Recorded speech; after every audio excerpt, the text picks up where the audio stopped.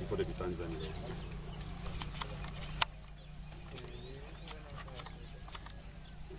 lépp pour ñuy dem tool mën nañu yóbbaale seen njaboot wala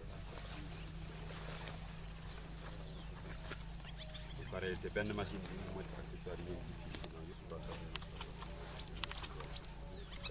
benn machine mooy adapté lii yëpp yi nga gis seen ci ginnaaw yëpp bii nii c'est la version professionnelle c'est la version diesel lii essence mais am na version diesel mais ci xajul moom moo tax mu jël bu ndaw donc même pour c'est moins cher mais moom mënul def accessoire loolu lii motoculteur lii motobineuse différence mooy que motoculteur day may nga jël accessoire yi ginnaaw tandis que motobineuse lii nii mooy lii mën nañ ci accès mën nañ ci def aussi remorque mën naa ko ginnaaw ji mën naa ci adapté aussi ay roues mais adaptation lay doon mais à la base ñoom lii lay doxee comme bi may ñëw ni ma doon doxee ak bii nii nga gis ni moom bii moom mooy dox wala ma yëkkati ko ndax am na benn roue avant bu ma ko yëkkatee mën naa ko déplacer quoi facilement mais lii juste pour déplacement pour dem tool wala ñu boo xam ni boo utiliser fraise yi dafay yàq mais bu dee bu dul loolu mën naa doxee ak moom comme ni ñu doon mais yee moom c'est les machines plus complètes donc machine bi si ngay labourer waaw ñaari waaw ñaari ñooy benn machine si ngay labourer boo labourer ba pare nga utiliser bii ni mu bay boo paree nga ji boo jiyee ba pare aussi même booy deq am nga beneen outil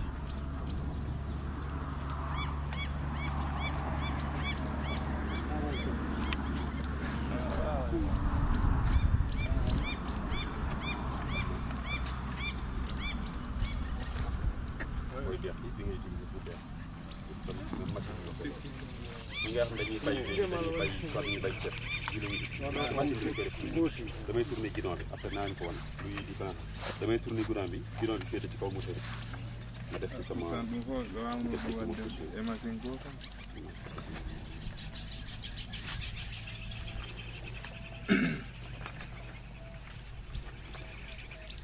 kii day def ñu patate lay def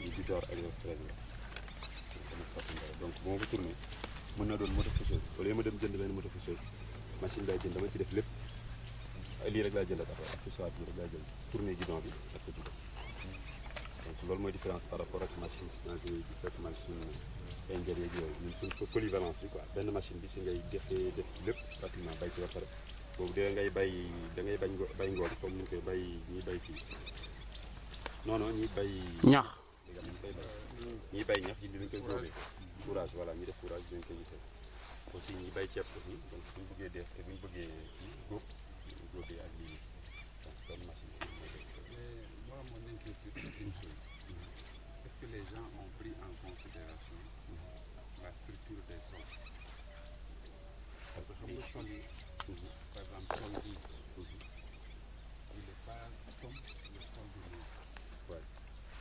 aujourd'hui donc la durée que peut avoir ce matériel-là au nord, il ne peut pas l'avoir ici. Au nord ou une région du fleuve souvent? Non, par exemple la région centre.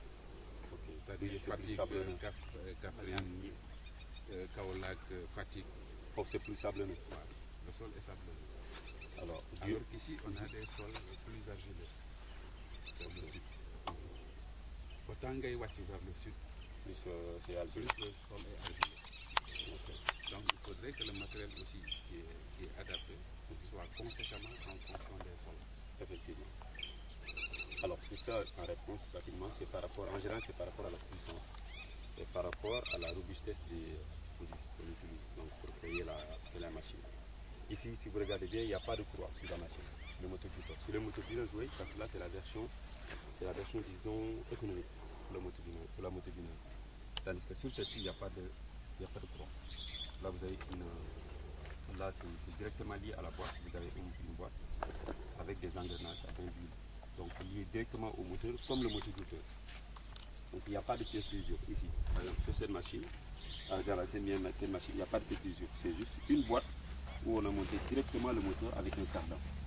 Et là, c'est un cardan qui sort, qui prend l'outil. Donc, il n'y a pas de pièce d'usure. Il n'y a pas de pièce d'usure. Il n'y a pas de croix. rapidement qui peut sauter comme ça. Donc l'IMO et gaz de schiste. Là c'est des moteurs Lombardini, c'est des moteurs reconnus par rapport à la robustesse. Comme vous dites, par rapport à la dureté du sol, il y a juste la puissance moteur qui faudra augmenter si on juge nécessaire.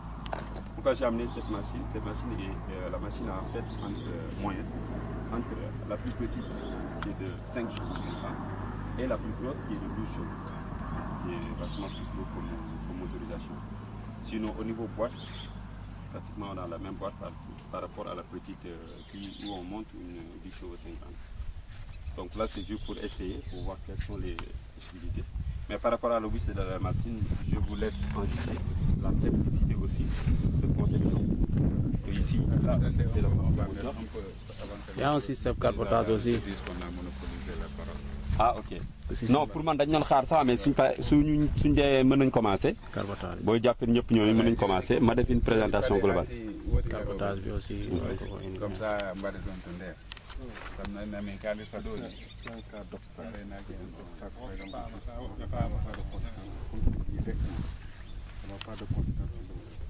Il y a des vis de sécurité ici. Au niveau de la carte, on va enlever ça. Vis de sécurité, il y a une petite raison. Vis mooy damm. Mooy damm. Vis de sécurité, yi lii 13. 13 yi sax du damm. Vis de sécurité mooy damm. Nga defaat ci beneen vis. Alors, pour ça, il n'y a pas de souci. Moi, je suis à la maison mère, je suis responsable d'Afrique et nord-est de la France. La maison mère qui fabrique ces machines. Je fais la navette. Pour le Sénégal, au lieu de trouver un concessionnaire, par exemple, qui me vend ses produits, je me suis lancé moi-même. Alors, je suis tout le temps là-bas. Donc, l'IMO qui est maison mère. Donc, là, c'est la société qui est basée au Sénégal. Là, c'est la maison mère où je suis représentant. Donc côté pièces de récence, on n'a pas de souci. Déjà, on a un stock là-bas. Et en plus de ça, je suis en contact direct avec eux. Et je suis toujours là-bas. Fini Sénégal, je fais juste des navettes. Il y a les gars qui sont basés ici. Je sais qu'ils s'occupent sur les gars mécaniques, donc ils s'occupent de la partie technique. Donc côté suivi, on n'a pas de souci. Les machines sont garanties au moins une année.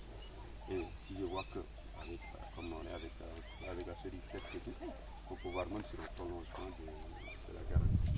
Vu qu'on est sûr de nos produits. Tout ce qui est pièces de rechange aussi, au moment où il y a qui vous est remis aussi. Il faut dire qu'on a une garantie, la garantie des pièces de rechange jusqu'à au moins 30 ans. On a des moteurs. Donc c'est le premier moteur diesel de la société mère.